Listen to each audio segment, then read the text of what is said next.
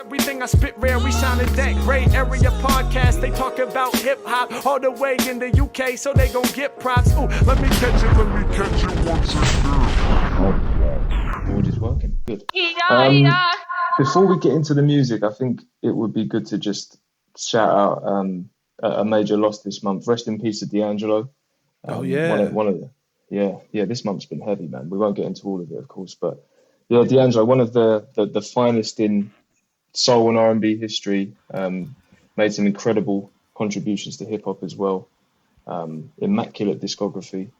Don't know if anyone else wants to say a few words, but I just wanted to throw that in there as well. I think it's a shame that he took such a long break. It's great he came back, but it's like, wow, we've only got like 3 albums. But it is, like you said, it's already an incredible discography. It's enough, isn't it? He's one of those people that was like, you know how I keep saying, and I've been saying throughout the course of this year, like, what's the new sound? What's the new sound? If D'Angelo dropped, he was putting out the new sound. You know what I mean? So like, even though it's only 3 albums, each of those albums changed things and shifted things.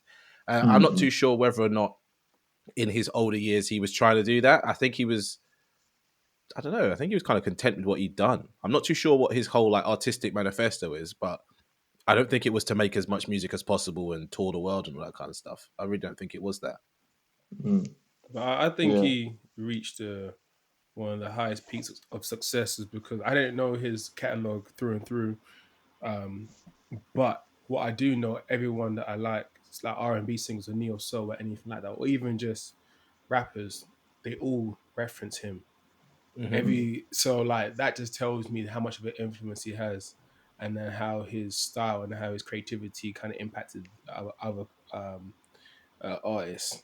So yeah, I just gotta say I gotta appreciate and be thankful for that. So yeah. Yeah. And if anyone wants to hear a quite funny story about D'Angelo, The Alchemist tells a story about how he used to sell weed to him or something like that. It's quite funny. Yeah. I won't butcher it, but check that one out. But let's get into the music, man. There was a massive release on Friday. This is Monday, the 27th of October. We won't beat around the bush. Dave, the boy who played the harp, massively anticipated project. It's been 4 years. Early thoughts, man. First of all, I think the big question is, did this live up to the not so much the hype, but the weight? I don't know if there was hype though. I think it's just he has a lot of expectations on him, and because he has that core fan base, they always are gonna listen to Dave, right? We've seen it since Psychodrama, and we've seen it repeated at every album that they're always hyped for it. The problem is now where he's had such big songs, mainly let's say Sprinter, there's more people that are locked into what Dave's doing, and if I'm honest, the initial reactions online from people are telling me that he might have done the damn thing. He might have done it right. You know what I mean?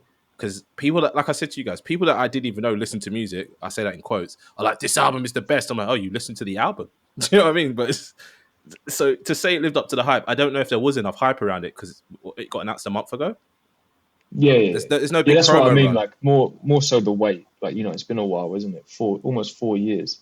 Or more than 4 years, because the previous one was summer 2021, I think. Obviously, we've heard Dave in between them. It's not like he's gone completely off the map, but no, I agree with you. Yeah, it kind of the announcement seemed to come out of nowhere, and then suddenly we got the album. Yeah, and the promo run was like non-existent. I saw a billboard in Shoreditch, but it doesn't say it didn't have the boy who played the harp or anything like that. It's just a picture.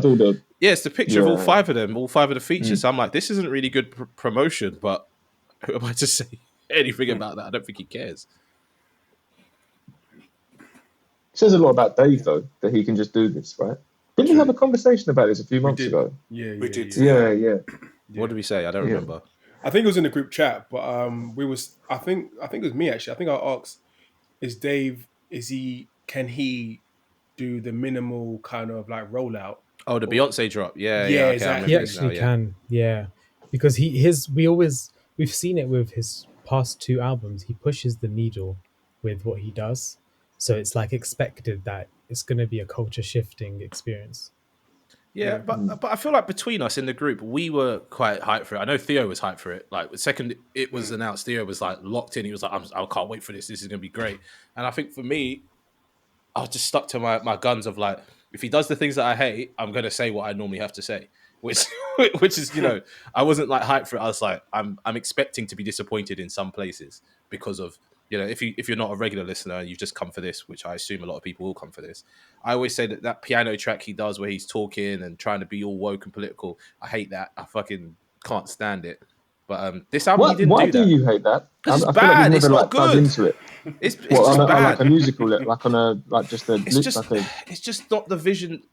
There's times where stuff like that happens in music and it works. Yeah. There's times where you strip everything away and you say something and you do something and it feels like a moment and you're trying to convey an emotion. For me, I don't know. It's too. What's that thing called? Slam poetry. Like I just can't. You know, like why am I going to the? I can't stand it. So you know what I'm talking about. Yeah, I don't know. Sam, I don't have a good. I used to be on your page exactly. Like I used to be like, oh no, it's one of these tracks. I didn't used to like Heart Attack, for example. I knew you were going to bring that one up. Yeah, because I listened to that before this call.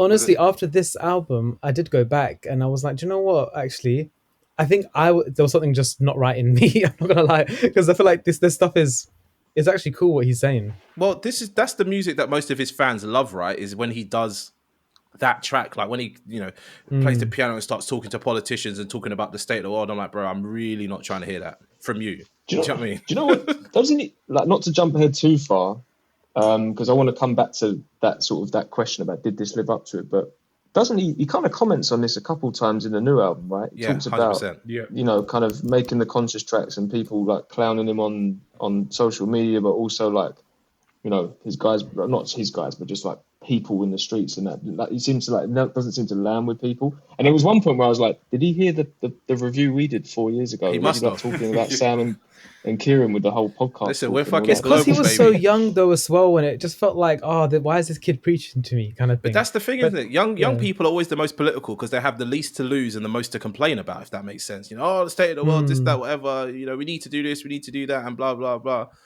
But I'll be honest, now he's 27 or turning 28 next year or whatever it is. I feel like he's mature enough now to voice his opinion in a way that I can stomach and a way that I can actually say, you know what, this guy's talking proper stuff and I'm here for it. And this album is proof of that. I know we're kind of skipping 100%. Ahead, but I think we'll do a track. Yeah. Spoiler alert, we'll do a track by track review in the future. But this album, when you say did it live up to the hype, I think it over delivered on what I expected it to be, if that makes sense. Oh, 100%. It's grown man music. It talked to me in a way that I didn't expect it to talk to me. Like, this is like real, like it resonated with me massively. It was like he was 100%. Talking to me and it was like real mature, like level-headed, like things that he brought to the table that I was just like blown away by. So it was just, it exceeded my expectation. Some people are missing the flexes because they don't get them. They're just thinking they're good one-liners or they're so like hidden in a verse they don't clock them. But for me, it's like, Dave is prolifically and constantly being like, you know, I'm mad rich. Like, I don't need to make music. I've got bigger issues that I'm facing, i.e. relationship issues, moral issues, kind of the battle of being an influential person, etc., etc. But a lot of people are like, Dave is so tapped in. He's got his finger on the pulse. It's like, bro, Dave is still like a multimillionaire person who genuinely has multimillionaire problems. Do you know what I mean? Living which on is beaches. Not relatable. But he is making it in this album. I think he makes those problems relatable to the everyday man. Like his kind of. That's a really hard thing for a successful person to do. A successful young person as well. Yeah, trust. I remember like Jay-Z had that problem when he got so rich, it just stopped connecting with people. Yeah. But that's what you have to do. You have to come away from your everyday and come to like the core of who you are. So there's even parts, I don't remember the exact track, but there's parts where he talks about therapy's not working. And he talks about how his therapist was like, it's 3:55, you know what I mean? The hour's coming up. It's like, that happens to you. Do you know what I mean? That happens to all of us, I guess. I didn't realize it was like that.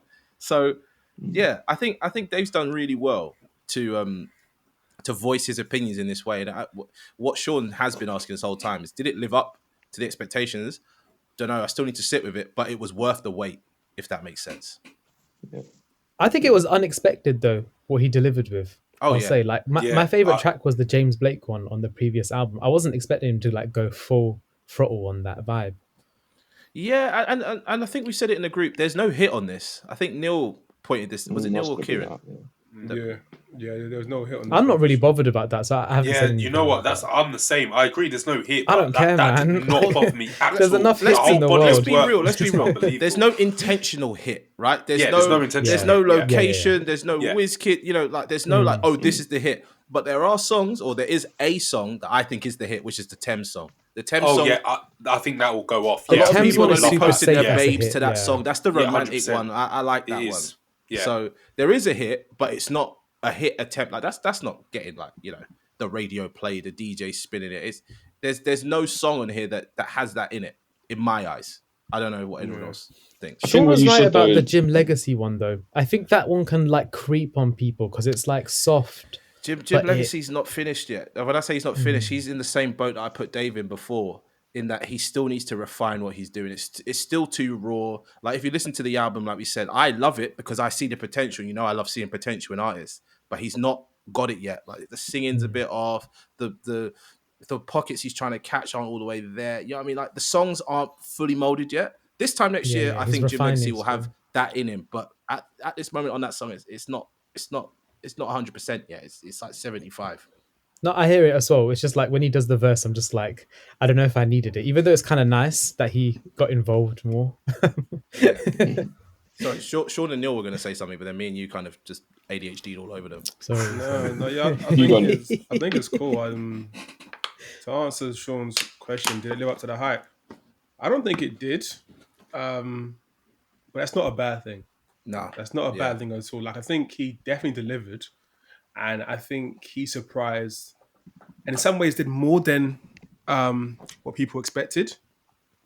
In terms of like with the more conscious, kind of talking about the internal conflicts, the introspection, the politics. but my question though, Neil, and this is to add to your points to kind of feel you a bit more what you're saying. Will people get to those parts of the album? Because the start is very strong, but what you're talking about actually lives more in the end. You know what I mean? I think they will because it's not that long. It's quite quick. The album, like 49 minutes, isn't it? It's not a long. It's album not a long at all, thing because when I got to the end of it, I was like, "Oh, is that it?" I was surprised because I thought I might have skipped something. There is that one song or two songs that's like a few minutes long, but 7 minutes. yes, that's the one. Because when I was listening to it, I'm thinking, hold on, this is going on for a minute. But I think they will because it's Dave. I think they will because he's like, him and Central C have like just that attention that everyone wants to just know what they're doing when it comes to the music. But because we're now an analytical podcast, looking at the streams just on Spotify, the first track has 3 million, and that 3 million number drops quite sharply to 2 million once we get to Jim Legacy. So that is something to bear in mind. But once you get that 2 million, it stays at 2 million to the end, and the Thames track has got 4 million plays, 4.5 million plays. Yeah. So are people hearing the whole album? People are starting it, getting bored, and then the people that are on the journey and understood the journey, they're making it all the way through. Or people are doing what Kieran would call skimming. So they're listening to the first two, or they're just looking at the track list and going, I'll play the Thames track, and that's enough for me, which is sad. Well, I think automatically, if you're not that kind of listener where you want to go through the whole album, take the whole experience, I think what you would automatically do, like Kieran said, you go to the Thames, go to the Kano, you go to the main people. The Kano track we need to talk about because do you know what I'm saying? Because I have opinions on it that I think are valid, but not valid at the same time. The Kano track's charting though, you know. It's in the. I think it's going to be in the top 10. Yeah, it's good, but I think overall, sorry to bring back to that point, did he live up to the hype? I don't think he did because for me, there's not enough hype with this album. There's no hype. There's literally zero hype. It's all literally like grassroots guerrilla kind of style. Yeah, like it's really good, but there's no hype. Like I haven't heard no one banging at the song, singing a song. But it's just come out. It literally come out rapping. Friday or Thursday. But that's the point I'm trying to say. Like I feel like if it was a hit, I feel like I'll be hearing the song getting played. Like I don't. Yeah. I've not seen anyone post a song yet. No one knows what song is the song. Yeah. Like, I'm saying it's the Thames song without even knowing those stream numbers till now. It is the Thames song though. That's the only one that I can resonate with. That is actually going to sound like someone's going to play that because I can just hear that. Like I don't know, girls like thinking, "Oh yeah, this is the romantic vibe." And they play that song. There is no other song on the album that you think will just be like, I'm gonna stick this on and just play it. And the proof is in the pudding, right? As much as I don't want to turn this conversation into a conversation about overseas, we're gonna keep it UK. If you appeal to the women, you're gonna sell out your show, and two, you're gonna build a fan base that actually fucks with you. If you appeal to the man them are so fickle. they'll listen to whatever's jumping, whatever's hype, whatever fits their mode of life, whether or not that's the trap stuff or the woke stuff. You know what I mean? But if you appeal to the ladies, you're going to build a proper fan base. Women are, for the most part, when they listen to an artist, they're loyal. They spend their money. They go out to the show. Do you know what I mean? They buy the whatevers and et cetera, et cetera. So I think the Thames track is actually the most fully complete, well-produced track, if you know what I mean. Like, that is, if we're looking for what the hit is, it's that, because it's the most tight track. That's the best way I can describe it. It's a record, yeah. Do you know? So I just want to pick up on you mentioned the word intentional earlier when you were talking about previous albums and like there being intentional hits, and I completely agree with you. And then Neil, you were talking about how like the album's not kind of got the buzz maybe that the previous two had, even early doors. But I'd be interested to know what you all think. I think with this one, that's intentional. I'm getting the impression from what Dave's talking about, the way he's delivering these bars, the way he finishes the album, that kind of like, it's quite abrupt. That with this one, it's like there isn't that same interest to be as commercial, as out there. Well, he doesn't need to anymore, does he? It's not. I mean, there is that element, but I just think that I know maybe we're skipping ahead a little bit, and maybe it's too soon to talk about these things. But just like thematically and what he's actually digging into here with the content, I think he's on something a bit more with a bit more substance than that. Do you get what I'm saying? I think with this one, it was very much like I've been going through some stuff, and I need to get it off my chest, and and share it with the world, of course. But like, I'm not really interested in getting people up dancing, and or like having because he don't feel like dancing. Exactly. That's what I'm getting at. Is like, I think he's really been internally at war with himself. I think it's quite obvious, and with all these, it's quite obvious. He's gone through a breakup, and it's changed him. Yeah. He talks about this breakup non-stop. Yeah, so I think that I feel like that is intentional with this one, because this is very much personal to me, by the way. But I've always liked Dave. I haven't really been as bothered about the longer tracks that some of you guys mentioned and all that. I haven't actually found them like preachy for anything. But for me with Dave, there were two things. One, sometimes it was his delivery for me. I wasn't really that like, I don't know. I felt like he could give us more with his voice, if you get what I'm saying. Like, he was saying a lot of the vocal performance, important, interesting stuff, but the vocal performance weren't quite there. And then the other thing, as much as I think the previous two albums are great albums, there was something a little bit formulaic about them. Like, tracks weren't falling in the exact same order, but they were similar tracks coming up throughout the. This is the Afrobeats one. This is the rappy one. Exactly. We touched on this as well, didn't we? In the review, we said this. We have to plug. He does low-key do it in this one, though. There's a bit of that formula there, but he's done it in like this is what I do, but let me make it as good as possible now. I don't think he has, because I listened to the last album. Not with the first two, but the way he comes into the Jim Legacy. The way he comes in with the Rain Dance. The last album definitely had the formula that we're alluding to and that we spoke about before. Tracks like Verdansk, the Stormzy track, all the bits he was doing with Fredo around the time, all that stuff, and In the Fire. That is like, people are going to love this, people are going to listen to this. This album, it's a bit like Simbi in a regard of like, it's a full project that you have to listen to in its entirety, or else you're going to miss what's actually happening. I completely agree with that. There's a journey for sure. Yeah. But like I just said a minute ago, like 175 months, track 2, that one was like, that was to me was really left field. It actually took me like 3 listens of the album to start to really like. Yeah, trust. I didn't like it. I agree. I'm the same. Yeah. No, I'm the same. That took me out as well, because I didn't know what I was listening to. I was a bit like, this is like left field. I don't even know what we're. And honestly, like even now, like again, content wise, very interesting track. Love what he's doing there, and maybe I'm on my own with this one. The production isn't quite. There's something about it that's clashing with the rapping for me. Like it's a cool beat. It's an experimental beat. Like if I could hear like Twigs sing on it, or like if it lived on a Jamie XX album, it's fitting in.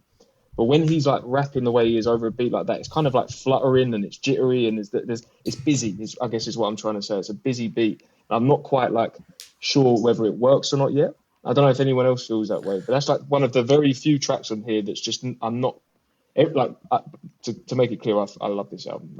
It's all I've listened to since Friday. Yeah, I don't think we've all voiced that. We're all loving this album. In the group chat, we all said, you know, great things, instant classic. Neil's been a bit more reserved. I don't know if he's actually said anything kind of overly about it. But just to cap that though, like I say, I think on one hand, like I said, I'm not sure if the track works for me personally, but at the same time, I love that Dave just gave us something that me personally, I was not expecting with that one. And I like it when an artist pushes themselves and you know, explores different sounds and things like that. So, that's just my 2 cents on that one. Yeah, I feel like we should hear from the people that haven't spoken so much. So, like Neil, Theo, jump in. I think I'm being reserved because I appreciate everyone's takes, and I think I listened to this album more objectively. I think I kind of listened to it, and I felt like I was an examiner marking a paper. Like I feel like I don't know where he's going with this, but I want to let it land. I feel like he was giving me an essay, kind of detailing his points on history and like things he's gone through, like his personal statement essentially. And I was like, okay, this is his life. Cool, I get it. Like I'll give you marks for this. That was clever there, nice mark there. I like what you did with that. Cool, good reference. Oh, that was nice. Mark there. There wasn't. There's 2 songs that I favorited, yeah? And that only was... 2? Wow. 2. Damn. Only 2? That's crazy. I'm looking at it. I only haven't favorited 1. 2 is... Yeah, I only haven't favorited 1. I don't know what Neil likes. This is why we need him, though. This is what we need him for, man. This is why I kept reserved, because look how you guys are acting. We're here to actually talk about the music in an objective way, and you know, there's people out there that feel like you. So please speak. I rate it. So it was chapter 16 with Kano. That one. Can we pause on that, right, and talk about that? The first bit where it's actually a song is fantastic. That backwards and forwards jokey skit stuff in the bin immediately. Put it in the bin immediately. You didn't like the realism. What, you I can hear them like laughing between each other. I hate it. No, I loved it. I like that. I like when they put the like. But it's like tongue in cheek, though. I like when they were having a good time, man. Yeah. Because Sims did it with Wretch. Yeah, but it worked then. It felt. No, I think this worked better. This worked better. This doesn't work better. I agree. It doesn't work better. I agree. Maybe I got a sour taste in my mouth because of Kano's acting in that last film that he did, that sci-fi thing. And they have the bar, I like your acting. No, I was thinking about you, Sam. No, I thought it was sick.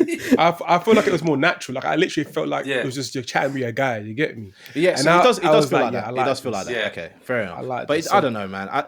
That's just me being stupid. Carry on. Your second track that you like. And then the boy who played the harp. That had to be a favorite. Otherwise, I might have gone on a rant. That's nice though. The delivery on that one, it's the delivery on that one. Yeah.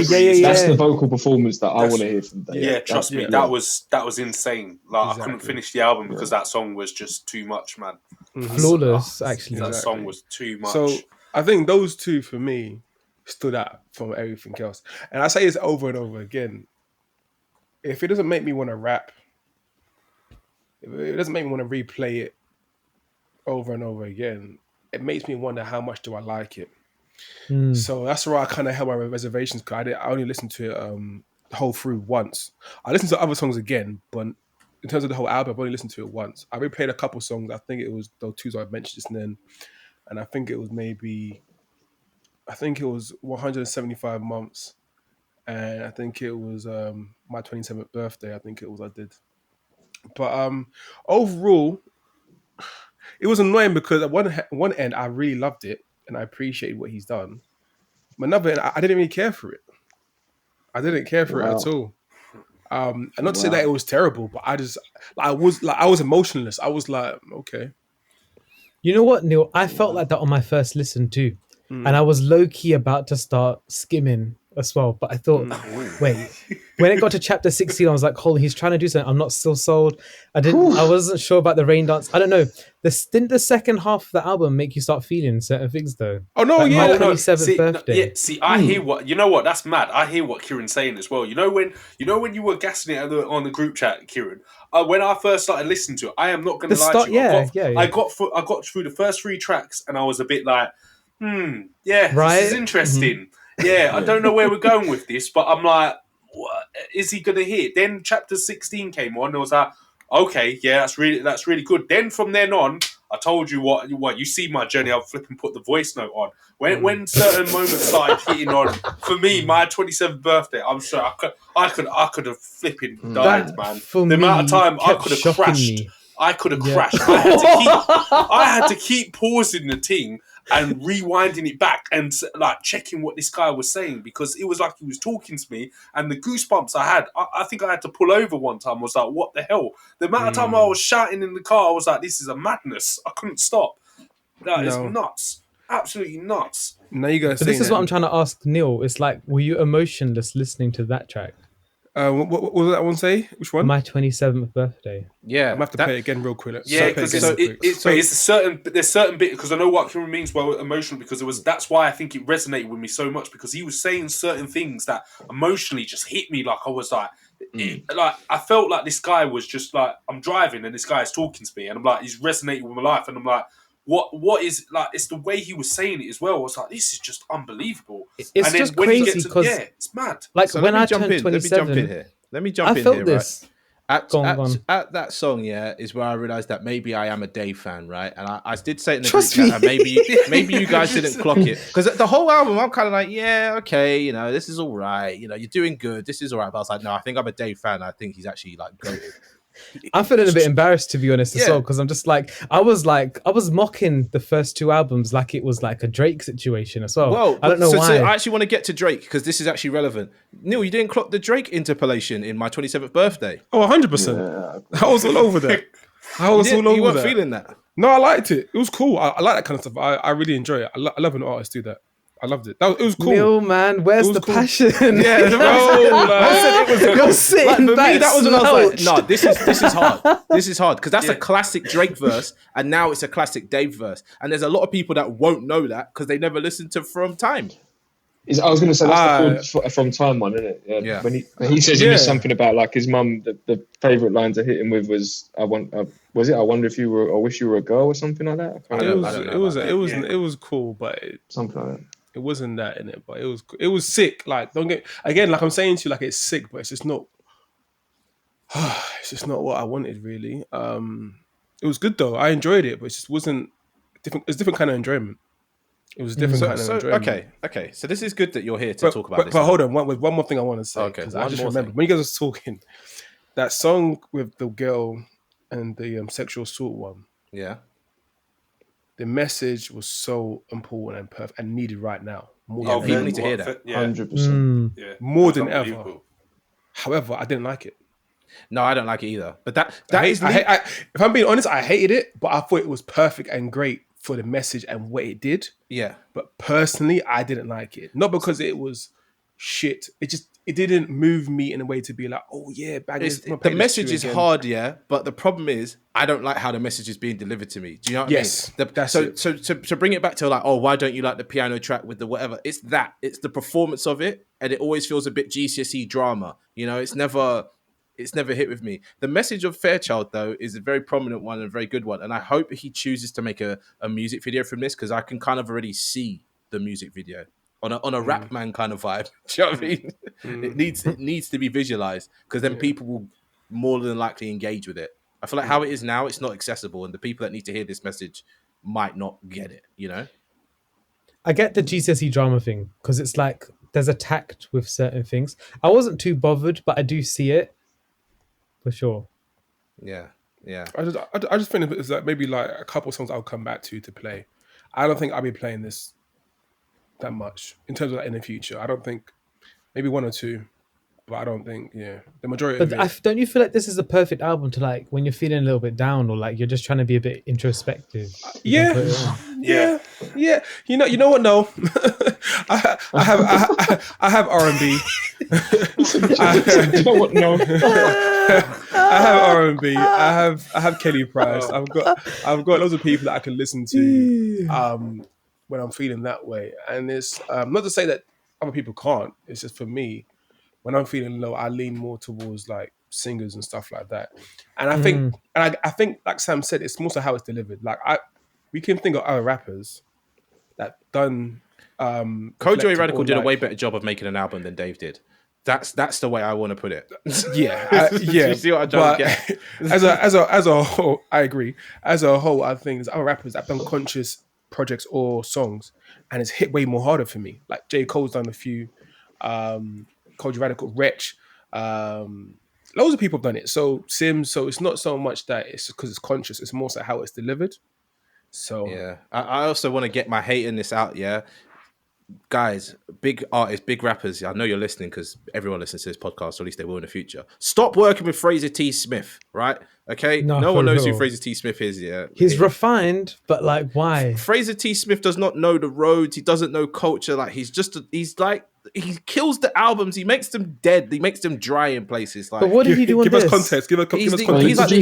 He's like the exec producer of this, and he done Psychodrama. He done one of Stormzy's albums, and I think he worked a lot with Craig David back in the day. So he has his clout, yeah. But he always makes albums like not slap.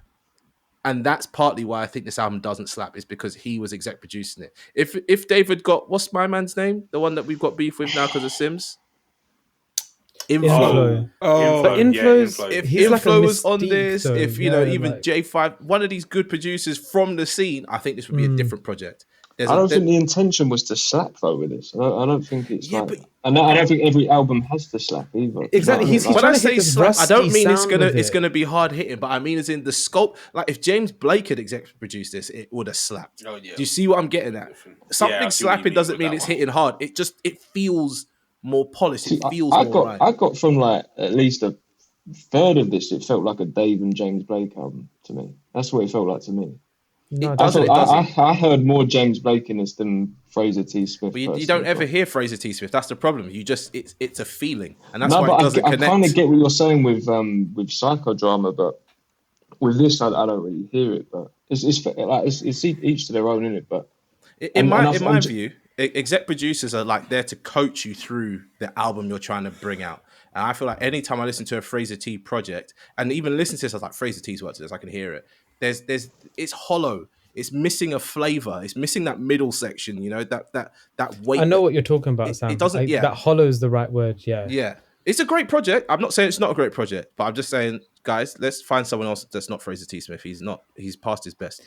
I don't think that takes away from what Dave achieved, though. Like the lyricism, the song ideas, all of the musicality is still cool. Even if there's a bit of like, Fraser T shot the middle of this. I get what you're saying, Sam. Yeah.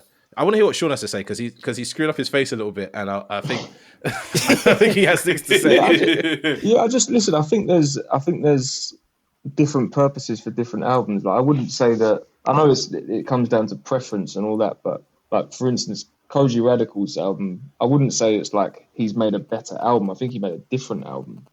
It's just a different album. It's a better album. I'm saying it. You don't have to say it, but I will. That sounded like an opinion, though. That's what I mean. Like opinion's opinion, but like for me, I just think they went for two pretty or very different things with these projects. And even I think the only thing I really wanted to sort of tap back into was the whole thing around emotion and how like in that second half of the album it starts to really kick in, because I felt it too as well. Trust me, but I feel like it might be intentional. I feel like there's a bit of a journey in this album where, Dave does mention, he says he's got a line which says something like, "I'm not depressed, I'm just low," or something like that. Yeah. And there is an element of like, I wouldn't say self-discovery, but when you think about what he's talking about in that final track, and almost like speaking to ancestors and obviously there's the religious references throughout as well. Mm-hmm. And I feel like at the beginning of this project, we're looking at a Dave who's feeling pretty, whether it's to do with his with the music industry or relationships, a bit disillusioned, a bit like jaded, not a bit, very, and kind of not really knowing what direction to go in. And by the end, might not be happy, but there's purpose. If you get what I'm saying, that's what I got from that final track. Is like you could just hear it in his voice as well, and the way it stops, boom, it's quite a powerful, abrupt ending. But I think maybe like those initial tracks, it is kind of trying to replicate how he's maybe what his journey has been like over this past 4 years internally. So again, it's like it might not work for everyone. It might not have the sort of desired energy and whatnot. But I think considering the context, and the themes, for me it works anyway. Listen, this it's like a concept album, isn't it? The way it's like crafted. In a sense, yeah, I think so. And the one that I think the element of it that I'm looking forward to really unpacking is the religious side, because let's not even get into that. Let's save that for the review, because trust me, I was having moments. But this is what I mean. Yeah, I was having moments. You started speaking Bible. Because I know a lot about the Bible. Even the title, "The Boy Who Played the Harp," and all this King David stuff. Like, I was like, hang on, okay, I see where you're going with this. I like how this is going. Yeah, it's good. Yeah, I think that there's a lot to unpack there, but also, again, correct me if I'm wrong, I feel like Dave's never been this. There's not been this amount of sort of religious imagery and it's a high concept, isn't commentary. It? High concept is a weird thing to get into when you're an artist, especially as a rapper, because it can come off weird or it can work perfectly, like how Tyler does it all the time. So there's a higher concept to this album, I feel. There was only one other track that wasn't quite working for me. Again, I like the every track in there was interesting to me in terms of like what he was talking about. But just on a sort of, I guess my a personal preference aesthetically was Marvelous. I'm not sure about the way he's singing on that. And do you know who would kill that? Do you know who would kill a track like that? In my opinion, Peak Drake. Peak Drake would, for me, would kill a track like that. So, for sure. Okay. And that's why I like Marvelous though. Okay, Sean. Yeah, that's a good shout. I like it. That is a good I like shout. it, but it's like again, there's nothing on here that I dislike. There's just like 2 or 3 that aren't quite my cup of tea. I felt the same about 20 to 1, for example, on the previous album. Yeah. But I was listening to that. I did not like 20 to 1 on the previous album. I when went someone back, sings I and it's listened low and I was effort, like, cool. When someone sings it's low effort, you always go, I'm not really feeling this. Like, I could have sung this kind of vibes. I've always felt that about Drake since that Savak track he had on the EP before his album. Yeah. I can't remember what it was called. Like, Call Me, it had the name Cool in it. Like, the singing wasn't good at Sometimes you got to give someone else who can and will actually sing 100%. properly the chance to sing it. Because for me, 100%. it was a bit like, do you want to go to home? I'm like, I'm feeling it. But then I'm also a bit like, you know what I mean? I'm a bit like, So you're saying you could have just hired a feature It's for so that? funny. I knew you were going to say that. Yeah. I wanted to ask you about this. This is more of just a bit of a random question, but you know, like the track before that, there's the voicemail from the friend that is in prison that Marvelous is about. How would you feel if you were that friend and then the song Marvelous was made about you? Not the way it sounds, but like what he's talking about. I think you take yourself out of it because it's not directly about him. I feel like the verses are about him, but then the chorus is more of that general kind of looking at that as because we all know someone like that. We all know someone who fucked up their opportunity, if you know what I mean. As in they were meant to go on and do these things and then they got lost in that kind of life. So it's more of a general thing, I feel. I don't think it's but entirely about him. The way the guy, I might be completely off here. The way the guy's talking on the phone, I know it's like maybe just for like, you know, dramatic purposes and all that, but the way he was talking and asking for a track, it was like he wanted a Verdansk. Do you know what I mean? He wanted like that kind of vibe. He seemed like a bit like, you know. He said, "Tell my story." Sort of thing. So he told his story. He did say, "Tell my story," but there was a, I don't know. There was something in his voice that told me maybe he wanted something with a bit more. 100%. Do you know what I'm saying? 100%. And then we get Marvelous, and it's like, definitely it's a cautionary tale and all that. Don't get me wrong, like the content is, but yeah, that like I say, that track didn't quite work for me. You know what's funny? As much as I get onto Dave about doing the piano track, this is one of those tracks where I'm like, you should have put the chorus in the bin because the chorus makes the song not good. You see what I'm trying to get at? And I think that's the Fraser T in this. He's like, it needs a chorus, man. Like I feel like he sits there and says that. I don't know him personally, but the chorus is cheeks. Like, get it out of there. Just do one long verse. I don't even notice the chorus though because it flows so nicely. Takes me out of it, man. It's a good it's a good song that could be great if the right, like, I think a bit like what Sam said, if the right person is doing that melody or yeah. But Tiggs I think the author, even we love Tiggs the author. Get him in there. Just a side note, did I see, like, was it a few weeks ago, there was a picture posted of Dave recording in like Brad Pitt's studio or something like that? Did he? Oh yeah, Brad Pitt's got a house with a studio in it. Yeah. Yeah. Sorry, that just popped into my head, random thought, but I don't think he'd be recording this though. Surely, there's no way he's recording these verses a couple of weeks ago. But it could have been old. It could have been old footage though. It could be 100%. He's got a mad amount of stuff that he recorded in that studio, because that's where he recorded. Those tracks we heard last year, all stuff like Adriano and all that kind of stuff. Oh yeah. He's been working in that studio for a long, long time. There's lots of videos of him floating about with that. Yeah. I think the only other thing I'd say is, because we kind of touched on it in the group, and Kieran, you brought it up actually, was about two names have come up, Kendrick and Drake, right? And I don't want to make this too much about them, but equally, I feel like there are parallels. Are we all on that kind of wavelength? Do we see, like, hear and see a lot of either of them or both of them in Dave? Like, would we even go as far to say that, like, Dave is actually, no, let me not even say that. You're trying to allude to the phrase of what Mobb said in the group chat about, is he the UK insert name here? I don't want to do that. I think it's better to say he's the product of Dave's that his own era, person, man. Yeah. Just let Dave be. Kieran, say that again. He's the product of that era, like they're so definitive of the last decade. Dave's debut was 2019. It's literally 2016. Like they're coming off their peak. So Dave's debut was 2016. Thiago Silva, no? That's the album. I'm talking about album. Okay. Well, Thiago Silva's a track. He's just spitting with AJ Tracy. Yeah. Okay, fair enough. I would say Dave is his own thing, and this is partly why I give him so much, like, not like harsh criticism, but it's more like, I can be like this because I know it's going to pay off in the future where people will be like, see, you didn't see from the... It's like, no. I only bother to tune into people that have the potential to get to where they're at. Do you know what I mean? If we'd have reviewed Psychodrama when it came out, I'd be like, this guy's shit, but he'll get better in the future. Do you know what I mean? Which sounds horrible to say, but it's like, I don't want to waste my time digging into this. Show me the next thing. And then I see the next thing and I go, okay, that's better. Show me the next thing. And we're getting to the point now, I feel like this is it nearly. I think it is it. I think it is it, to be honest. I think the only issue for me is I think it's more so the timing of the album. I think because he's been released for so long and he's dropped like some fire verses or songs in between, I expect a massive knockout. Yeah. So because it wasn't that, I was kind of like, all that anticipations kind of came a bit short for me. That's just for me. But I feel like if he was someone that released, not all every year, but if he released a bit more frequently, I probably wouldn't have the same feeling. I probably would give this album a bit more. Yeah, but he's not that artist that needs to or wants to release.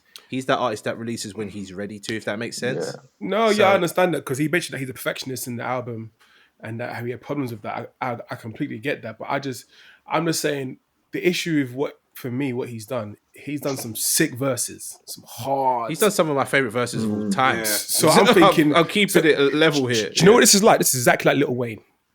Like Lil Wayne's last album. When that came out, I thought it would be all the way fire, because before that, his verses he was dropping was crazy. The songs he was doing, I'm like, yo, okay, Wayne's project's gonna be fucking fire. So I feel it's the same kind of vibe with this. I'm kind of like, all right, cool. You get top marks. But Neil, where's the weak verses on this album? I feel like he didn't waste a bar the whole thing. I don't think Neil's saying, sorry if I'm speaking for you here, but I don't think Neil's saying there's weak verses, but there aren't any of those, like, there's no Verdansk, there's no Sprinter, there's nothing like what he's done before in this. It's something completely different. To be honest, I don't need a Sprinter. I don't really like Sprinter like that, but yeah. No, are you talking almost like Xavier and Magneto? Yeah, bro. Yeah, you want that, because I know what you mean. You don't get that day. That Dave was bad, and you're almost. Where does that fit into this album? But they're features. It doesn't fit into the album at all. But again, this is what I'm trying to say is, it's about how you deliver it, innit? I don't need you to give me that exact style or whatever. But for example, J. Cole, let's look at Clouds, right? Clouds is a conscious thing, but he went in. Wow, he went off on that. I'm like, what? Oi, jeez, Clouds, you remind me of that track. Like, what? Like, he's being conscious. It's true. You see what I'm saying? That's upper echelon shit. It's like what we. I've played that bare times. I don't have that same feat. Same with like one Mike Nas. I've played that bare times. Like I haven't got to one of these songs. Yeah, I'm gonna play this again. I'm gonna play this again. I haven't done that like that. Do you know what I'm saying? Yeah, I'll be honest. I can't take any tracks off this album to put into my rotation, or I have to listen to the whole thing, which is actually a bit of a drag. Yeah, it's an album you have to play top to bottom. I haven't even done that myself. You can't just plug tracks out and put in a playlist. It doesn't work. It just feels out of place. Like, what am I going to play before this? Do you know what I mean? Oh, am I going to play some Benny the Butcher, then get too woke and a bit too conscious, and then what do I play after? Do you see what I mean? I have to just play the album and hope for the best. Yeah, and all this criticism, like, it's not to say that it's a great album. Like, it's sick. I like it. It's just, this is me picking at the things that separate it from other greats. That's all it is. So, like, I'm happy he didn't pander to the masses, though. Yeah, because 100%. I feel like people do that. Like, he could have made like a couple drill tracks on this album. You're right. It just, you know, and like he would have been barring as well. But it's like, artistically, is that actually what we need? No, you know what? You're hooks on most of this as well. You know, and you know what, Kieran, you're so right. I think it pushes the needle in that sense. You don't need to conform to what the people want. Like, and UK has this like chronic illness of doing that. Like they're not pushing artistry like that as much. Yeah. No, you're right. That's very good. You're right. Okay, he said something like that on here as well. You know. Yeah, I think he did. I think I'm influenced. He did. Yeah. I was gonna say let's try and kind of leave that conversation where it's at, because I'm sure either awards time or maybe at some point over the next 2 months we'll schedule in a full Dave review, or maybe we'll do it for the new year. Who knows? But I definitely want to dive deeper. Maybe do a track by track kind of talk about this, because it's worthwhile. But this is a release recap, so let's try and get to the other releases with what time we might have left. I haven't listened to Mobb Deep, so feel free to talk about. That album's I can talk. What Nas is doing with Mass Appeal, this album's that Mobb Deep album's fire. Don't get that. That has had so many rotations. What they did with like merging it all together and getting Prodigy's verses, and like how Havoc has just come in as well, and just the Clips track as well, how they fit it all in. Honestly, is that surprised me, because obviously there's been all the other albums and they've been great, but this Mobb Deep, this Infinite album is solid. Like, so solid, it probably is in my top 10 this year, because it's that good.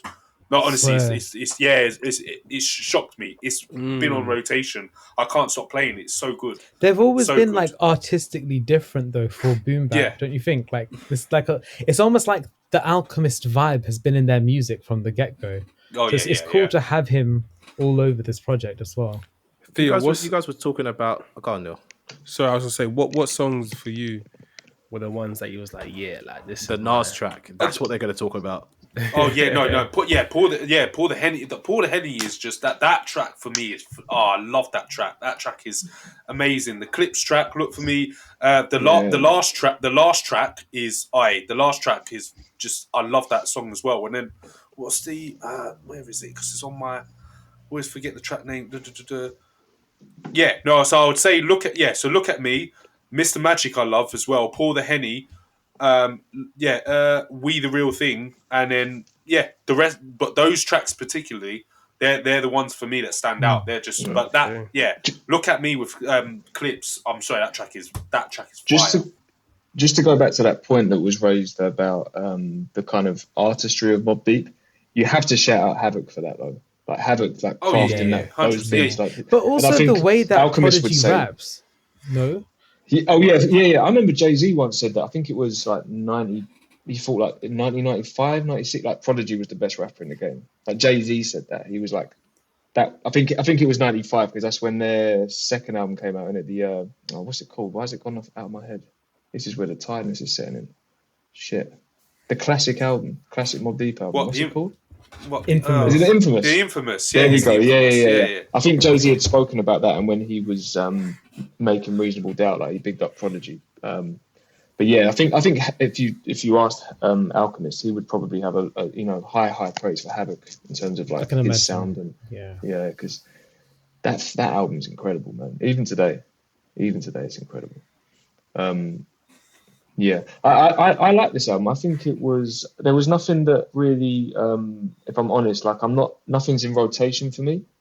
It's not like really connected on that level, but I listened to it and I thought this could have very easily have gone wrong and sounded dated and all sorts of things like that. But it definitely is a well crafted album, and I just love what Mass Appeal were doing this year. I think it's kind of incredible, really. Am I imagining it though, or are you feeling that posthumous kind of like we just know that Prodigy wasn't involved in like how the verses just pasted in? I don't know. Like I feel like I'm imagining it though, just because I know. Are you having that feeling like he didn't rap to to this beat kind of thing? Is that what you're feeling? Possibly that's what it is. But I don't know. I understand that feeling because I think it's Havoc that has been able to merge this all together. You can tell that it's so on some of the songs. You can tell that they probably he was rapping over different beats. I don't think it's that sound, but they've managed to make it They've work. done what they could. Yeah. I think it's so difficult to make it sound seamless. Like, off the top of my head, one of the few times where I heard it and was like, I mean, I think they pretty much recorded it anyway. But you know, the Tribe's final album, I think they sort of finished that up after Fife had passed away. But that to me is seamless. Like, maybe everything was done. I don't know. That's a mad one, isn't it? It's like a kaleidoscopic album, though, so it works well. For sure. But we again equally we can hear how sort of either wrong it can go, or where you're like you're almost like what if, like, I wish that was done. Like the example I always go to is that Pop Smoke track with Rick Ross, Manslaughter, that one. Oh yeah, Manslaughter. Where it's so hard, but when it gets to Pop Smoke's, but they just repeat like the same 4 lines, and do you know, and I think like the dream comes in at the end, and it's all like sort of pushed, meshed in together. That's one of those ones where it's like, oh god, I wish they finished that one. Yeah, no, this reminds me of like Tupac's posthumous albums though, because like this isn't the music he made, but it still sounds good regardless. Yeah. So we think they did Prodigy proud with this then? Like, do you think he would have been? Defo. It's like a last I do. swan song kind of. He's spitting good on this. And more to come from Mass Appeal. More to come. I know with the Big L album coming out this Friday. Yeah, that verse is crazy. I know that verse is probably nuts. Jumping a bit, but that verse is nuts. I'm not even gonna lie. That took me by surprise. I was like, "What is this, man? This is I didn't even know they still had Big L verses like that." So I'm curious to see what's on this album. Yeah. The thing is with this Mass Appeal rollout, though, it's like it's not hitting how I want to feel it, but I can imagine like older hip hop heads probably are like completely gassed because it's like they've definitely been living with this stuff and wanting it for so long. I'm enjoying it. None of the albums have hit like it feels perfectly like how, like even like Supreme Clientele, like how long we've waited for that album. It doesn't hit the way Supreme Clientele 1 does at all. It doesn't. No, and like maybe it shouldn't have anyway, but it's like, then why release that? And maybe that's why Ghostface never did release it as well. No, I hear you. I think like you're saying, it's there's a target audience for this, and I think it's definitely like the priority of those people that you mentioned. Perhaps the people that's very much their style of hip hop and what they're craving. Like for us, if you think about it, we're not to like big us up, but we're so tapped in and listening to various different sounds and artists, and that it takes it's going to be a little Sims Lotus or a Billy Woods, or do you know what I mean? But that's the kind of thing that's going to really perk up our ears, or this new Dave album or something like that. Hearing some of this stuff where it's nice, like sort of homage to a certain era. It's like it's cool, but it's not that phrase that was used right at the beginning. It's not moving the needle. Do you know what I'm saying? So it's not going to have that same impact because it's not. But I think this is why we're feeling this Mobb Deep one a bit more, because it like sonically Havoc's always been like ahead, and with a lot of Alchemist as well, it's placed it nicely in more of the modern era. It's the best one so far from Mass Appeal, that's for sure, easily. From their releases this year. Whether the Big L album's going to challenge that, I don't know. But that for me, that Mobb Deep one stood out the most. I like Rake ones. Ghostface, it was cool. Didn't go back to rotation, but Mobb Deep's the one that I keep going back to. That I've actually was like, you know what, they've actually done a good job of this. So Slick Swicks was actually good, but it was it was decent. It was just like 2-minute tracks, and it was like, what's actually going on here? Did they force him to just like drop his bars? Yeah. But speaking of moving the needle and someone doing something original, Bruiser Wolf. Jesus Christ! Now I'm back in the conversation. What you went. Bruiser Wolf. Listen. If you have never listened to Bruiser Wolf, go and do it. It is the best thing you will do. The bars hit you so fucking hard. You can't miss them. There's no extra games to be played. It's just he will shock you with what he's saying, but then when you clock what he's trying to allude to, you go, what the fuck is this guy on? He is the best. All right, that's it. That's my little rant. Sam, I have a question. I want to ask Sam something really quickly. Do you think this is Bruiser's best album? Because I know you liked the other one. Potluck is good. Potluck is good, but this is it's just how he is. I've listened to all his stuff. It's just how he is. It's all the same, but it's all fantastic. He's just saying. I was thinking things. every track was quite similar, but like, you know what? Like even the same flows, but it's like this is so engaging the way he's telling it. It's the voice. It's the voice he has here, and the way he decides to phrase things. But if you dig deeper, there's substance there. Like Sean had his moment where he's like, "Hang on, she want to let me from the router to the two and all this kind of stuff." I'm like, you get it. You see it now. And he's talking about PC bars. Oh God, he's crazy. No, Sean, what were you going to say? Sorry. Go on. After that listen, and then the chat we had in the WhatsApp group, I think I regressed about 5 years of maturity. I was silly. The Dave album brought me back.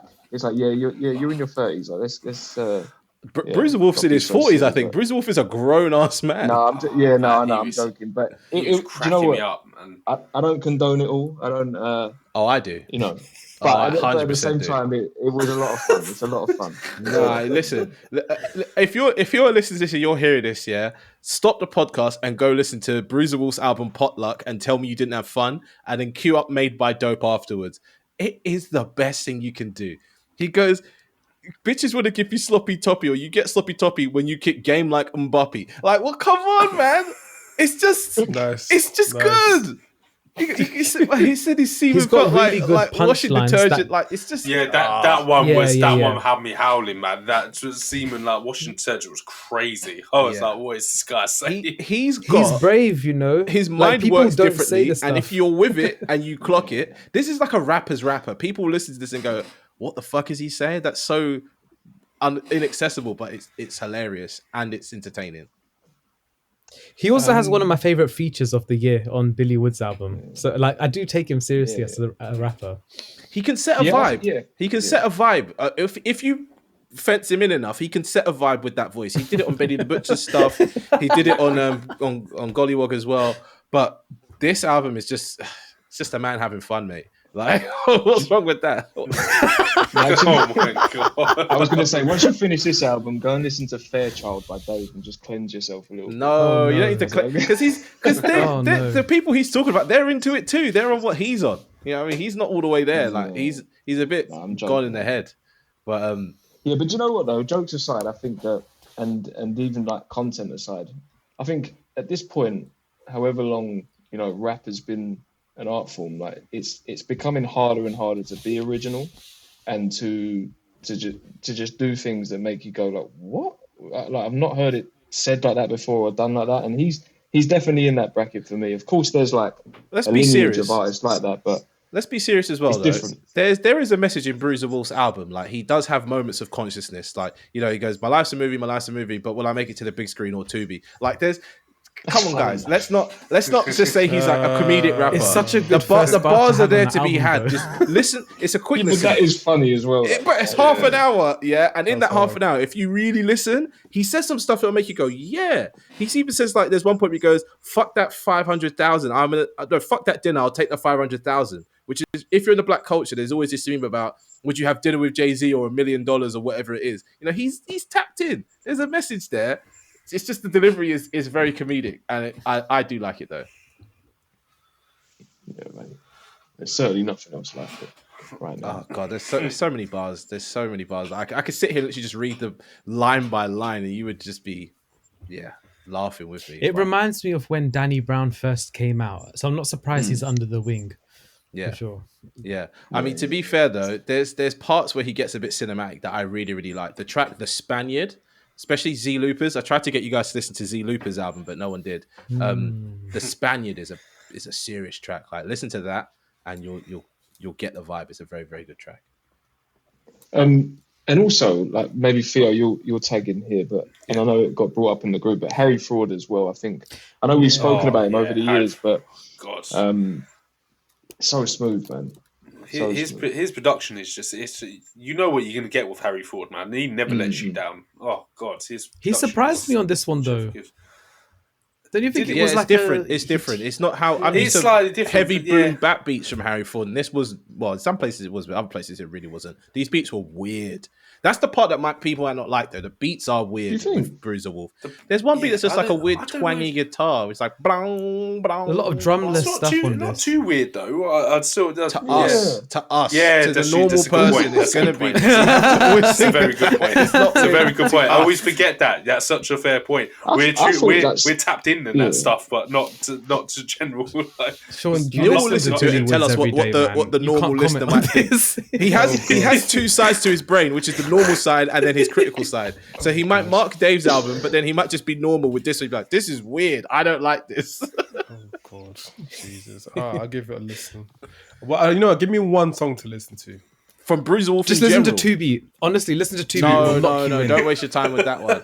It will lock you in. No, it won't. Just play it from the start. That's honestly, it's such a quick listen. If you get bored, turn it off. No, he won't get bored though. He's gonna get confused. Is it like Tierra Whack? Yes. No. You need to just hear the voice. Like experimental. That's what he means. Is it experimental? Yeah. Oh.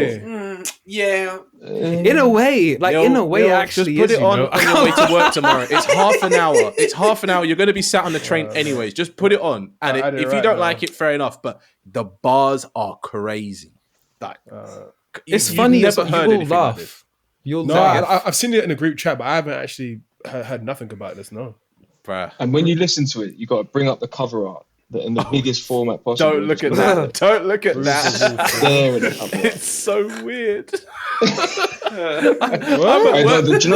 at work trying to listen to it, but I'm like trying to minimize the artwork as small as possible. What is that? People don't see that. Do you know he talks about impregnating a lot of women? So I think like he's a weird guy, man. Yeah. The whole vision of that woman is just odd. Like he talks about a lot of beautiful women though, and the artwork makes me believe like it's real. Oh yeah, whatever he's talking about. You know, you want to talk about like rappers and authenticity. This is Bruiser Wolf talking about what he gets up to, and it's 100%. You just know he's freaky in the background. He's a freak. That's all I'm saying. This, honestly, God, stuff he's coming out with. I'm like, fucking hell. Jesus, I just hope he's actually a good guy too. You know. Because he's talking about certain situations. I don't think he's a good guy at all. I think he's a terrorist. He wears a little pimp hat. Like he looks like he's actually like he's not on good activity. He talks about certain situations. He looks like there's a couple people that don't ever want to see him again. You know, like 100%. He's on the wrong side of something. Wait, I need to see a photo now. There's a picture of him leaning like this. He's one odd cat. I'm telling you, he's odd cat, man. Interesting. But yeah, listen. I would say Raised by Dope with Benny or the one with Nick. Yeah, that's probably But that's not giving you the full flavour for who he is, though. Like, no, but you need to like let's not overwhelm. You need the gateway. It's so quick though. It's half an hour. Half an hour. It will go like that because you're never bored. No, do the Benny track. It's a good entry. Then you can start getting into the wild stuff because the wild stuff is wild, man. I'm not. I added Raised by Dope and I added Tubi. Yeah. But don't listen to Tubi unless you're gonna listen to the whole album, or else you're not gonna get the full vision for it. Well, Tubi's the first song to play. Yeah, so just play the album. Is what we're trying to tell you. If you ain't got half an hour to listen to this, then something doesn't look right about him. But then I saw the photo of Danny Brown and I was like, odd cat. No, I told you. Look, there's a lot of weird looking rappers, man. Yeah, I know, but you can just tell that this guy is a villain in the background. He's an absolute menace, but I like it. I like it. We all like the Joker for whatever reason. He's an absolute menace. Like he's like, yeah. There's going to be good things coming from Bruiser Wolf in the future, and this is one of the good things that's come from him in recent days. It's a shame that he's so weird that it's never going to pop off. Like, but I'm there with Bruiser Wolf. If he did a show over here, I'm going there and I'm word perfect. I can imagine like big names. Oh no! I can imagine like a big artist featuring him though, just like how Billy Woods did, because that's exactly what happens. He was on Benny the Butcher's last project. Yeah, he's got a flavor that you want sometimes. Like I can imagine him on a Kendrick album for some reason. I don't know why. I thought that as well. I'm not gonna lie. I did actually think that.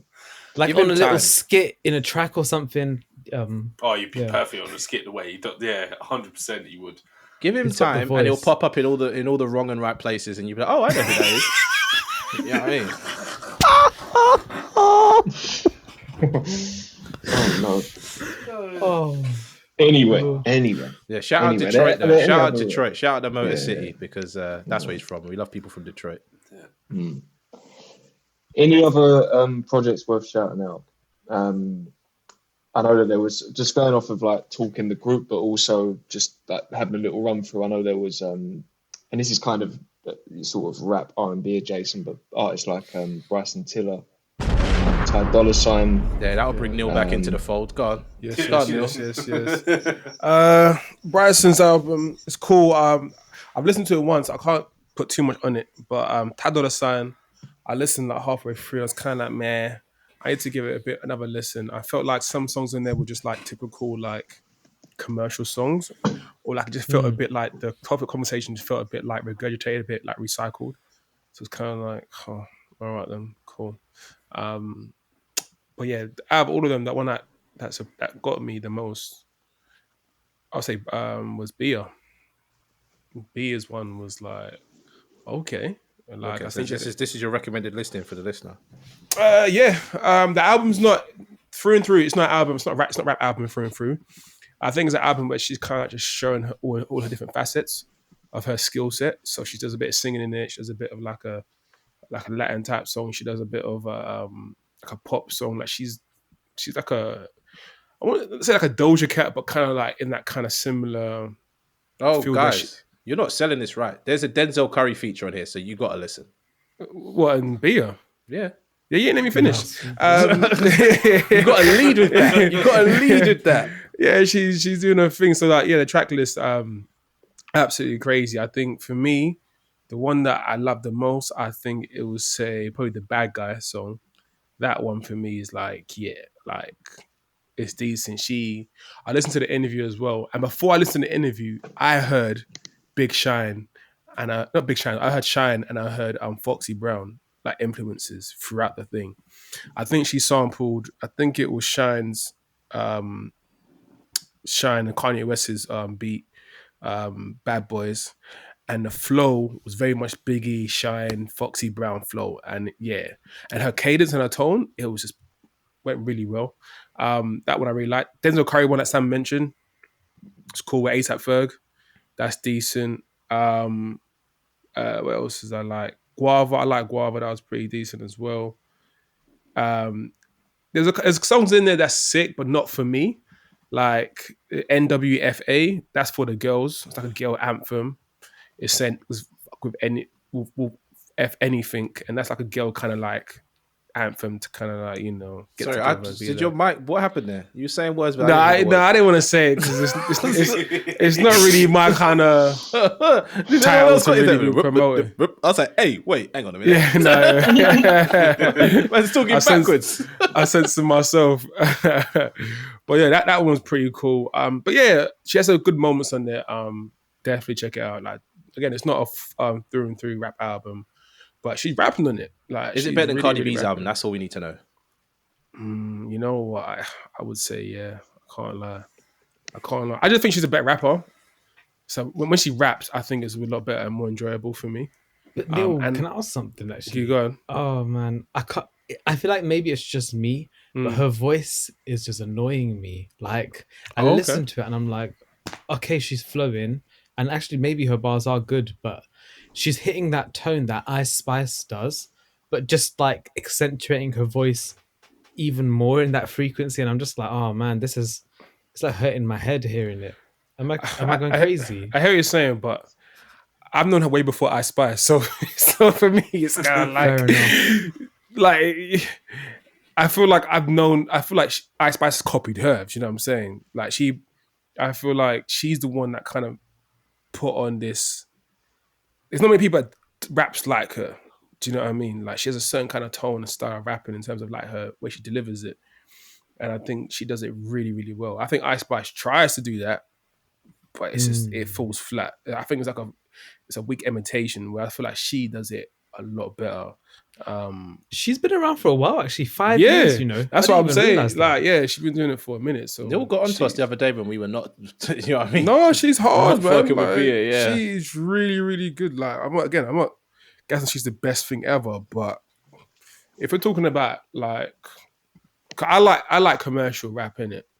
So if we're talking about commercial rap as well as some hard hitting bars as well mixed with that, then I think she's someone to look at for sure. For sure. I think she's probably, for me, commercially, I think she would probably be all the women, even though it can be with the men, I think she would be like top 5, I would say. Do you know what as well? I think she's got potential to make a hit that actually transcends. I know she's got the streaming numbers. That's great for her. Yeah, but she's not, and like she's got this feature Becky G, whatever. Like it sounds like some white pop singer, but like she's not there yet. She's not made that transcending hit that everyone has connected with. But I think she can do it. Yeah, I can see her with a SZA, a Doja Cat, a Missy. I can see her with any of those, like, you know what I mean, Megan. I can see her do like some big tracks if the time ever comes. This is the thing as well. J. Cole featured on that track, right? Yes, and it was such a good feature. London, but I actually think I didn't really care for Bia when I heard it. Okay, fair. I still don't care for Bia, but I will listen to this project. That's a J. Cole effect, though, isn't it? That word has never been said before, except for on this phone call now. The J. Cole effect, that's not a real thing. Yo, if J. Cole features on your song, you gotta murder that shit or he's gonna take over your song. Yeah, but no one's hearing that song. It's not like the Drake effect, which is what I think you're alluding to. Nah, like if you're getting a feature artist and it's Wayne, J. Cole, or a few other people, you know you have to come correct. If you don't, it's not your song. J. Cole will steal your song, but he doesn't make the song big. What? Okay. Oh, stop it now, man! It's not all about Drake. Next topic, man. Let's not do this. Let's not do this. Hit Boy and the Alchemist. No. Wait. Mick Jenkins. No one's talking about Mick Jenkins, no?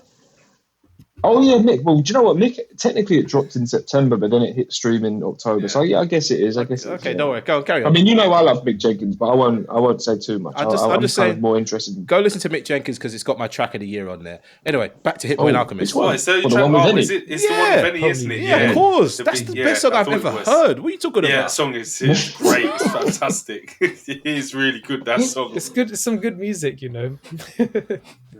Mick always delivers, man. It's never.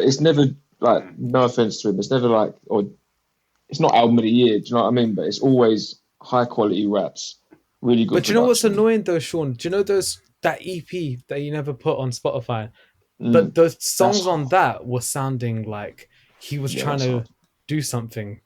Yeah. That stuff. If you can get your hands on that, or just like find it elsewhere online, that stuff is But maybe I'm underplaying Nick a bit actually, because his last like 3 or 4 projects have been really. They've been good. They have been good. Yeah. He's not. I think his Water mixtape is a classic. Like there's no denying. Oh yeah.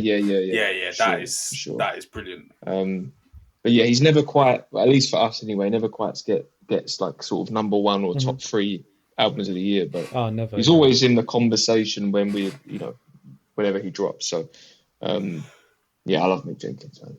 Anyway, Hit Boy and Alchemist, yeah.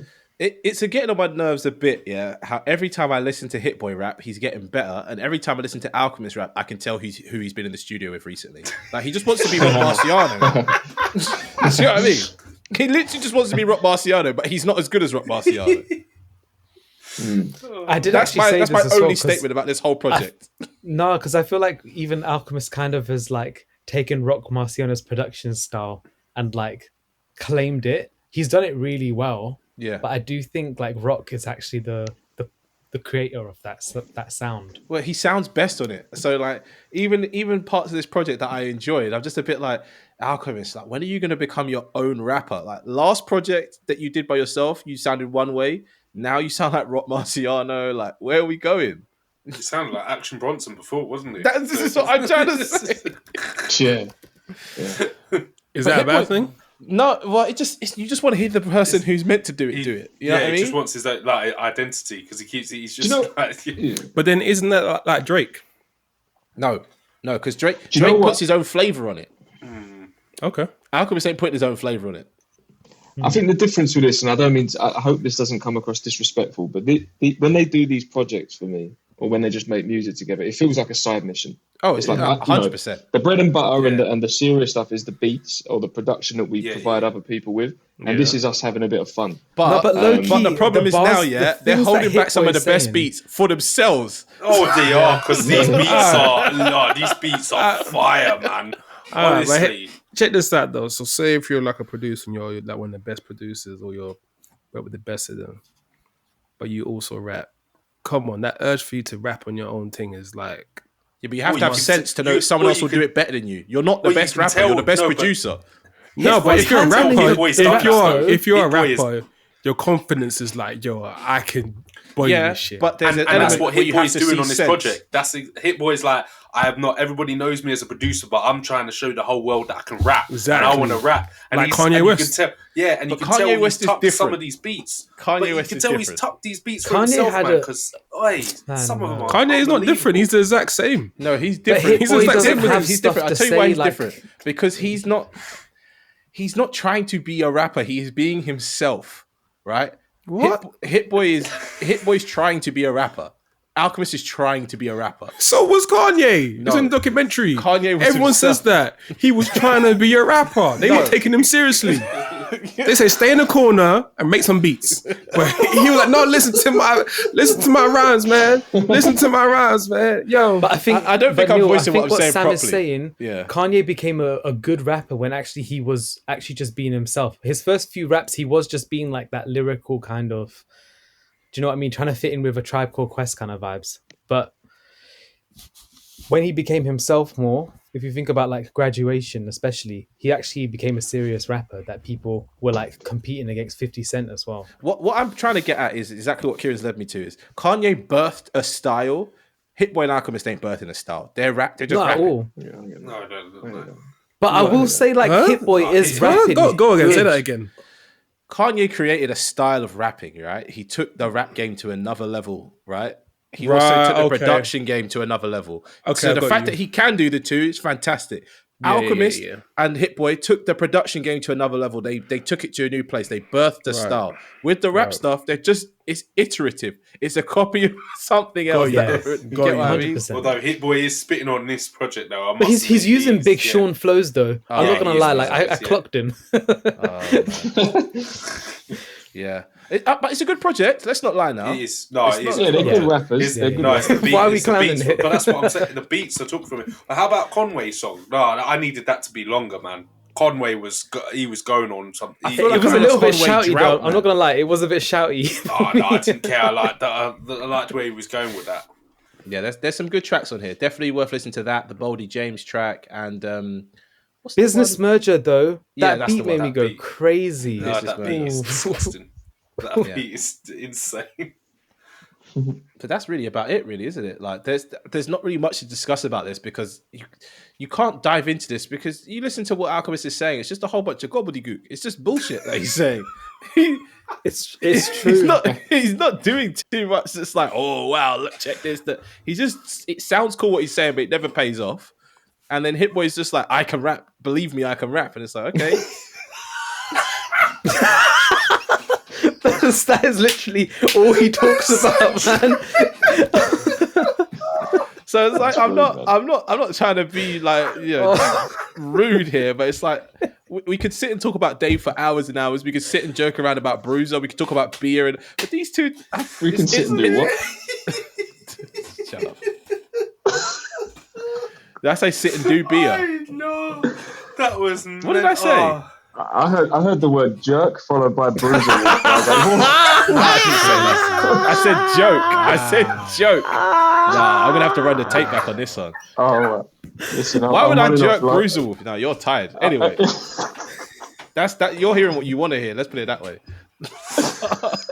Anyway, on to the best part of the show, the part you come for, the part you listen to all of us talk for, the single segment. I'll be honest. This month has been a bit crazy. The playlist is 8 hours long this month, which is a new record. That's not me, by the way. That's Kieran doing his. I've got a whole album. being uploaded. Exactly. But there's a new track from Montel Fish and God, what's her name? What's her name? Come on, someone knows the name. John Glacier. John That's Glacier. the one. There we go. Yeah. So she's got a new track, Ostentatious. That's really, really good. Ants Live. You guys remember Ants Live? I like that guy a lot. He's back with a song called Billie Holiday. It's not particularly good, but he's trying to make a hit. And it sort of hit a bit on TikTok, but it's not actually a good song.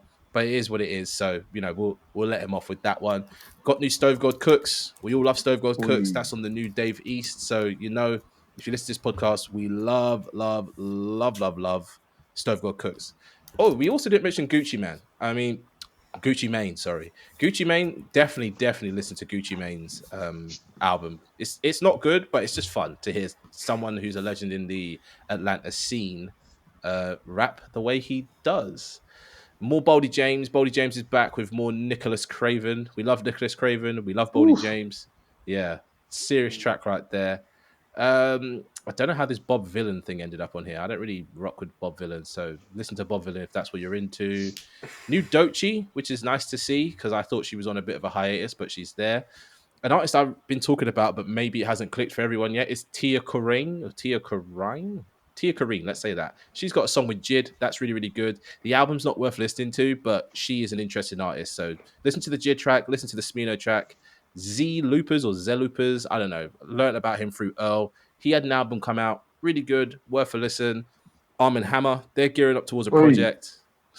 I like Sean's background kind of ad-libs. Arm and Hammer are there. They're working on a project, so wait for the project if you want, but otherwise listen to Super Nintendo. It apparently made Kieran cry. Don't know how that happened. Talk us through that one. Please. I'm trying to think about the context. What was happening? Nostalgia?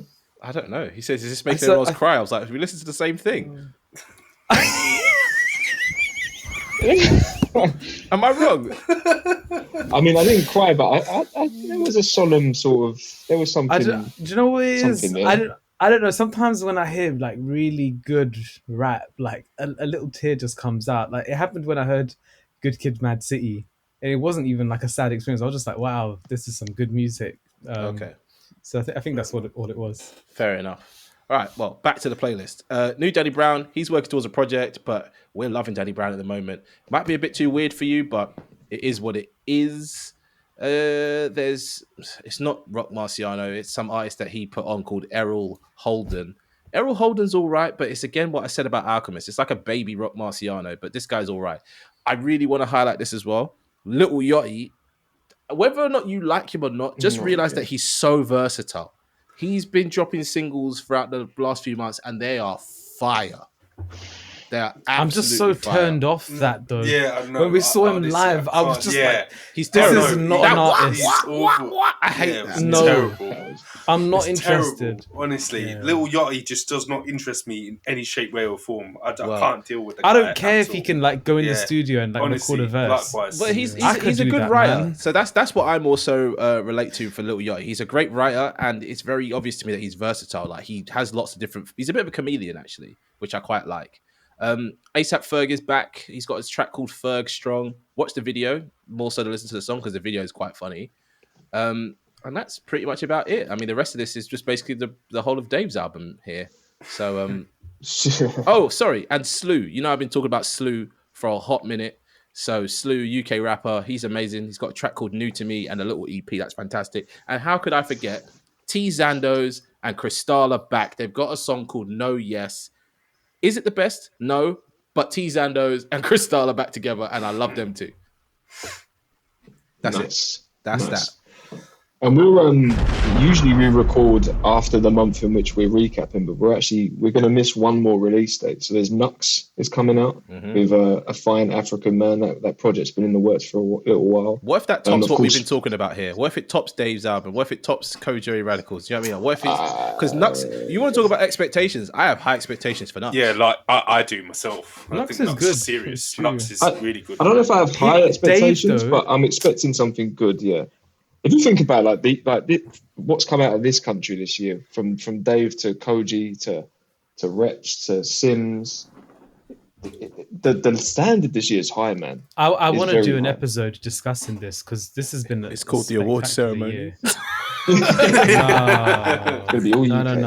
I think we're a UK podcast. I feel like we need to dedicate some time. Stop limiting us. We're international. We got listeners in Japan. What are you talking about? Listen to our accents, man. Like there's no hiding what we are. I'm joking. Yeah, no, you're right. But yeah, so yeah, I'm looking forward to that. That's probably the first thing I'll check on Friday. And then Big L, of course, we mentioned that's I'm intrigued by that Can one. I ask why we're excited for stuff like this, where these verses have been sat on a tape somewhere for the last 30 years? Do you know what I mean? Why are we excited for that? I'm intrigued. I think I know why. Yeah, I'm intrigued. I'm intrigued because that's the thing is, yeah.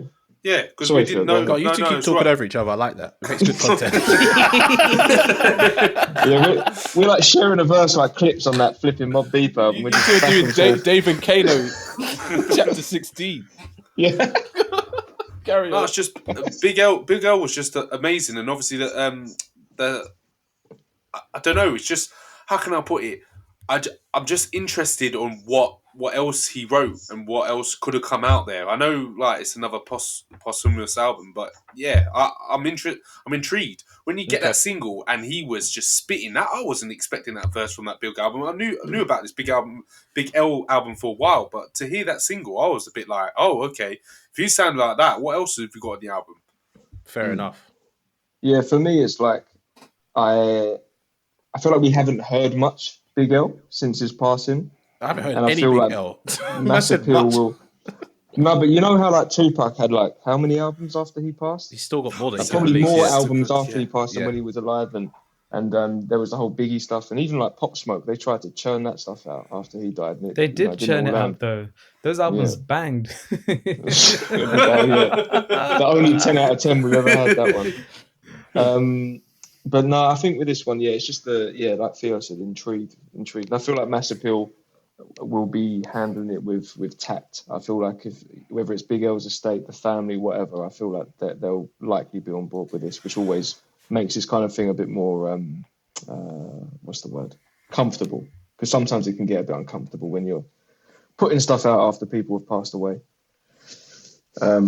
So yeah, I'm looking forward to it. And there's also just a quick one. Primo's got an album coming out with Ransom on Friday as well. So some more Primo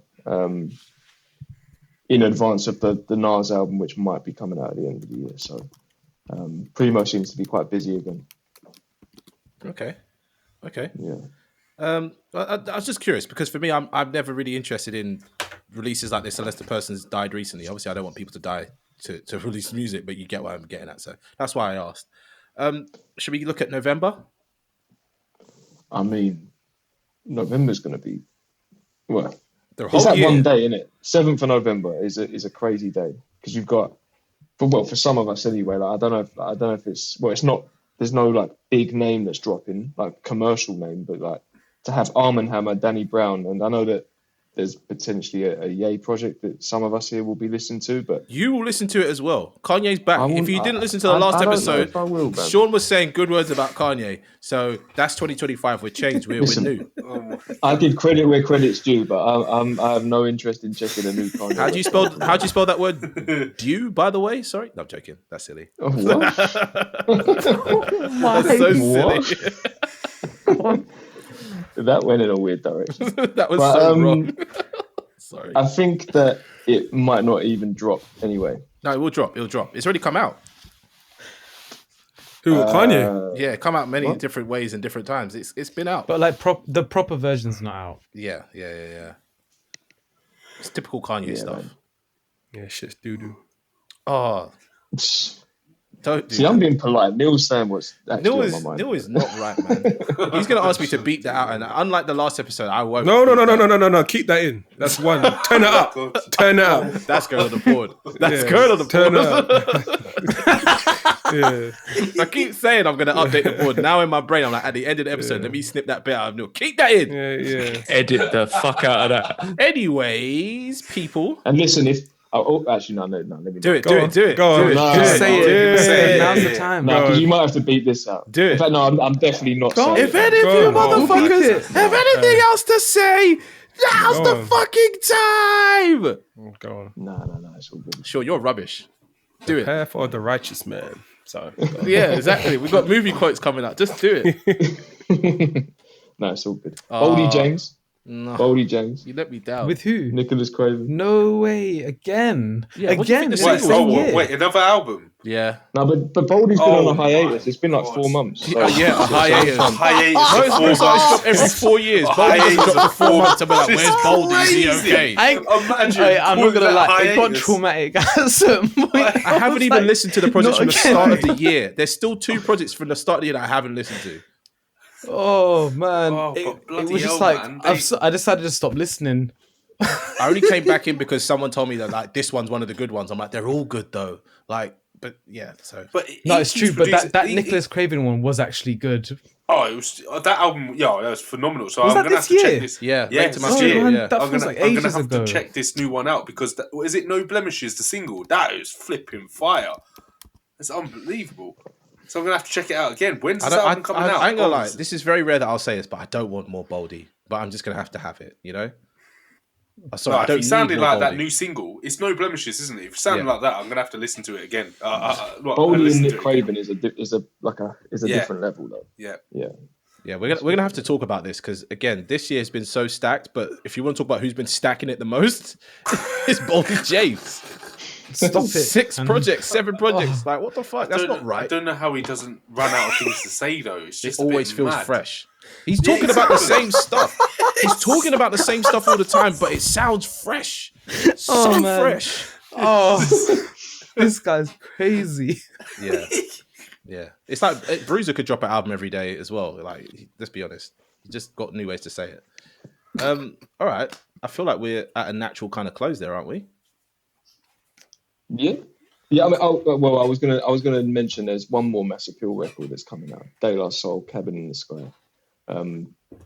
I'm looking forward to that one as well. Yeah. Actually, I like thought De it La would Soul. be. So, Yeah. that one I'll be definitely checking when that comes out. But Mass Appeal. What's that like? 6, 7 albums? That's a good little run. That's what's making this year so difficult, man. There's so much like big projects coming out, but as well there's quality projects from like the underdogs. So we're doing our best to keep up, but there's definitely stuff we've missed over the course of this year, and we might even miss on the 7th. Yeah, true. Looking forward to it though. I am indeed. Well, thank you for listening to nearly an hour and a half, maybe 2 hours of us waffling on. We appreciate you, whoever you are. We don't know who these people are, but the numbers are going up, which is always a good sign. So people are tapping into us. Shout out to the people that we know in real life. We know you're there. We know you're stalking us. We know you're listening because you text us and tell us what you think, which is nice. Thank you very much. Also, to anybody who might have come in from our new promotion efforts that we're going to do, welcome. Oof. Yeah. We're going to be trying to grow this thing. So thanks to the new listeners and shout out to the loyal fans. Hey, this is Sean, and thanks for listening to another episode of The Grey Area. Are you an upcoming artist, critic, journalist, or content creator? Hit us up on our Discord or in our YouTube comments if you want to share new music, take part in an interview, or are interested in collaborating. Links to these can be found in the show notes. Take care.